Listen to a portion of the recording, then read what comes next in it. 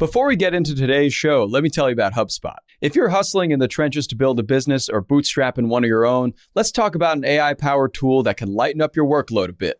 HubSpot's Campaign Assistant is a game changer for creating marketing campaigns at scale. It quickly turns your key selling points into a cohesive pitch, which helps you deliver knockout emails, ads, and landing pages in minutes. So let Campaign Assistant take care of the campaigns so you can get back to growing your business. Work smarter, not harder at HubSpot.com/campaign-assistant.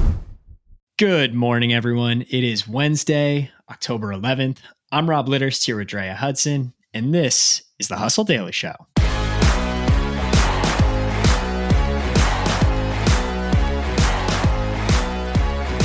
Today, we're going to talk about Gen Z's love for LinkedIn, which may be one of the more surprising headlines I've seen in a while. We're also going to talk about Drake's new album, How Could We Possibly Not? And Bose is making a big push into creator partnerships. Drea is going to break down why. But before we get into all that, let's run through the stories making headlines in the world of business and tech. First up, Airbnb CEO Brian Chesky revealed that the company is going to expand to long-term rentals, which could allow it to regain ground in New York City, where stays shorter than 30 days carry new regulations. The company may also consider car rentals and dining pop-ups. Drea, what do you think about Airbnb pushing into all these new areas? Yeah, I mean, obviously they definitely need to diversify with everything that they're doing and with the bans at NYC and everything. They've got to find ways to reach into other categories. I've seen that people have been listing their Airbnbs on other sites outside of Airbnb since all of those new regulations are coming into play. Whenever I'm traveling internationally, I love to use Airbnb just because I prefer to stay in like the local neighborhoods. But Love that. I don't know if I'd be like as willing to book a random spot without the Airbnb platform. Like I'd probably be pretty nervous about that, not gonna lie. I know they get a lot of crap for all of the different surcharges and fees and stuff. I actually saw an interview with Brian Chesky recently where he was talking about how they really want to make it much clearer what they're charging for and hopefully bring those prices down. But there is like a certain level of validity with booking through Airbnb and just feeling like everything's going to be taken care of. And to your point, I'm not really sure that those other platforms have that same level of respect. Yeah, for sure. Couldn't agree with you more on that one. Moving on, Popeyes surpassed KFC for the second place spot in the U.S. chicken chain rankings. Chick-fil-A remains on top. KFC has lost footing in the U.S. where its market share fell to 11.3% last year. Drea, do you have thoughts here? I personally am a Chick-fil-A fan, and I totally understand why it's on top, but I also love Popeyes, so very excited to see it bump up past KFC. To be honest with you, I'm going to go with Popeyes like almost every time. Agreed. There's something about those ghost pepper wings that Popeyes like recently released that like I cannot stay away from. Yes. I can see how Popeyes is beating out KFC right now for sure. KFC used to have their marketing game so strong, and I Totally. feel like they have really missed the boat on marketing campaigns in a way that Popeyes and Chick-fil-A haven't. I don't know if they're ever going to make it back to the number one spot the way Popeyes is putting out that good, but we'll have to see. Yeah, totally. Next up, Hyundai will begin using North American charging standard ports in its electric vehicles in the US and Canada. The move will give its drivers access to 12,000 Tesla superchargers and double the size of Hyundai's current charging network. PayPal is facing a class action lawsuit alleging that its anti-steering rules designed to limit how customers may be directed to make purchases, stifle competitors and cost consumers more. We'll be paying close attention to that one. Lastly, Starbucks released a series of collectible pumpkin spice latte NFTs yesterday because why not? Starbucks can do whatever it wants. The 4 varieties, spiced, whipped, iced, and steamed, cost $20 a piece on Starbucks' Web3 loyalty platform, which not only exists, but has a waitlist to join. Drea, are you going to be buying any of these 4 $20 NFTs on Starbucks Web3 loyalty platform? Yo, there's a 0% chance that I will be buying any NFTs. I feel like in the past couple of weeks, we've seen like the value of the NFT go down. So what's most interesting to me about this story is that there's a wait list to join. So clearly there's still some life in that space, just not coming from me. So today's main story, pretty interesting. And thank you for having me on today. Pumped to be having this conversation with you. It's funny because this past weekend, I had my little sister in town. She's 18, freshman in college, and she's definitely Gen Z and reminded me every opportunity she had that I'm a millennial. I know that we're around the same age, but what social media platform are you on the most these days? Like, where are you spending most of your time when it comes to social? LinkedIn. Okay. 100%. I spend so much more time on LinkedIn and Twitter than anywhere else. It's embarrassing. I am the old guy on LinkedIn and Twitter. I would assume that your sister's on like TikTok, right? Yeah, no, she loves TikTok, but it's wild because Gen Z also loves LinkedIn. What? I know, it's crazy. I was reading an article from The Cut, and I was reading that LinkedIn is basically the anti-FOMO platform for Gen Z. So what they love about it is the content is super welcoming. Like, they don't have to worry about all of the angry rants or the thirst traps or any of that. So They mentioned that there's been a 42% increase in posting from spring of 2021 to spring of 2023, noting that Gen Z is actually the fastest growing demographic on the platform. You know, it's funny that you say that because the FOMO aspect, I could totally see, especially with something like Instagram. Instagram, I think, is like the classic example of the social network that can give teenagers,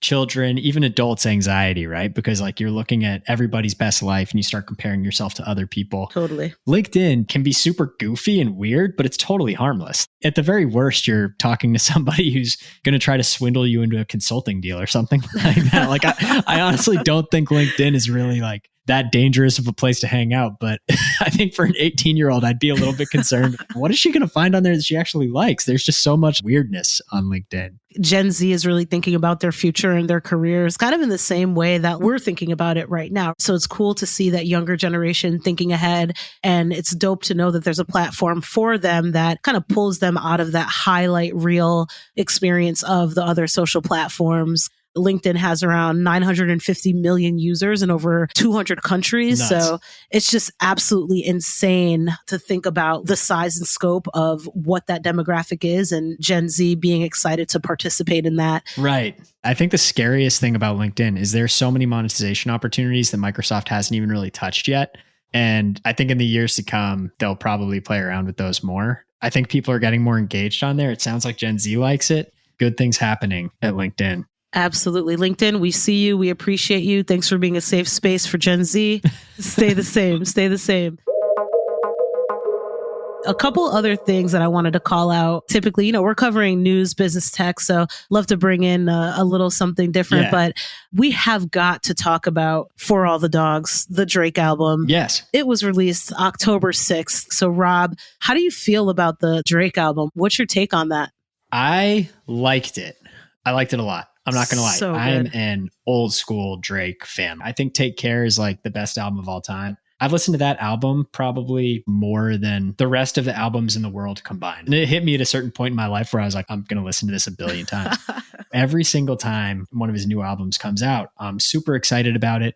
And over the last few years, it's been kind of hit or miss. Like there have been some that I've been really excited about and have felt like the hype was worth it. Others kind of fell short of my expectations. Gotcha. But For All the Dogs, I thought was legit. I kind of think Drake is back, Dre. What did you think? I'm eager to get your take on this. Listen, like I too am a major Drake fan. I think For All the Dogs is primed to be a magnum opus. The cool thing about this album is if First Person Shooter, which is Drake's track with J. Cole, reaches #1 on the Hot 100, it's going to be Drake's 13th chart topper. So that would tie him with Michael Jackson for the most #1 singles by a male solo artist in music history. Amazing.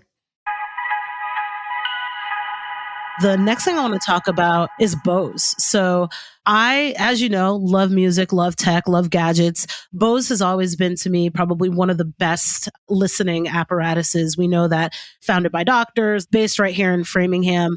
They're leaning really heavy into the creator integration space. Their latest campaign features Donald Glover, also known as Childish Gambino, who's a musical juggernaut. He's also a comedian. And of course, he was a creator of Atlanta. So the 64-second ad spot was featured in Ad Week, and it highlights a day in the life of the creator. So he's promoting these new headphones that Bose is putting out. The cool thing about this ad is that it was written by his agency Gilga, which actually is very recently launched, and it was directed by Doomsday Entertainment, who are certified members of the WBENC, the largest certifier of women-owned businesses in the US. Nice. And they're a leading advocate for women business owners and entrepreneurs. What I love about this is the message that's being conveyed across the ad, which is the idea that the power of sound is at the core of all of Glover's endeavors. I think it's been a while since a company has really kind of taken this approach to campaign. Loved that ad we covered this because it is really, really important in the world of marketing, in my opinion. So really cool to see the way they brought the creator integration together.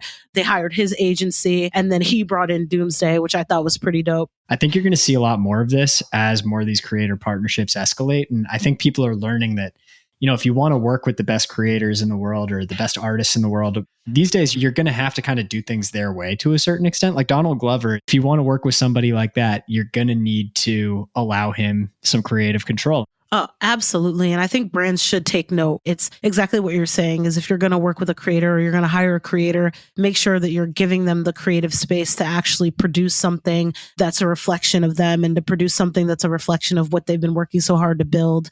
I think gone are the days of sticking guardrails around these creators and expecting them to come out with a cookie cutter campaign. And I think brands will be surprised to see what they get out of the integration if they give the creator that space. I think Bose has done a great job of leading the charge there with this ad. So pumped to see more from them. Love it.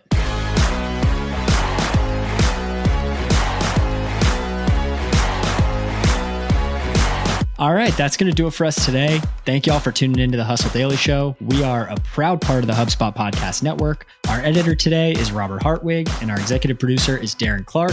We've got a lot more tech and business coverage in our newsletter. If you're not subscribed, what are you doing? Go get yourself signed up at thehustle.co/email.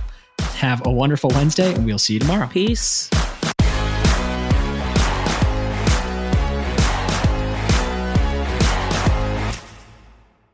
Let me tell you about a show that I've been loving lately. It's called Entrepreneurs on Fire. It's hosted by the incredible John Lee Dumas. It's available now on the HubSpot Podcast Network.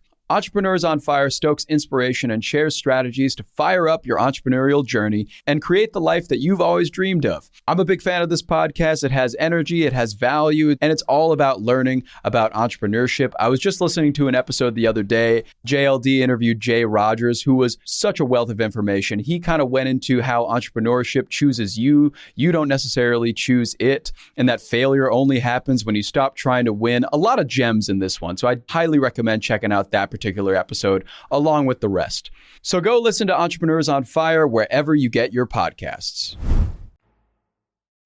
Hey guys, if you listen to the Hustle Daily Show on Google Podcasts, we want to let you know that the option will no longer be available pretty soon. Google is sunsetting its podcast app sometime in early 2024 in favor of YouTube Music, and we want to give you a heads up before it's too late since that time's almost here. The Hustle Daily Show is available everywhere and anywhere that you listen to podcasts like Apple Podcasts and Spotify. If you're using YouTube Music, we are there as well. If you're an Android fan, there are plenty of apps like Overcast, Pocket Casts, Player FM, and more. So just search for us wherever you decide to listen to your favorite podcasts.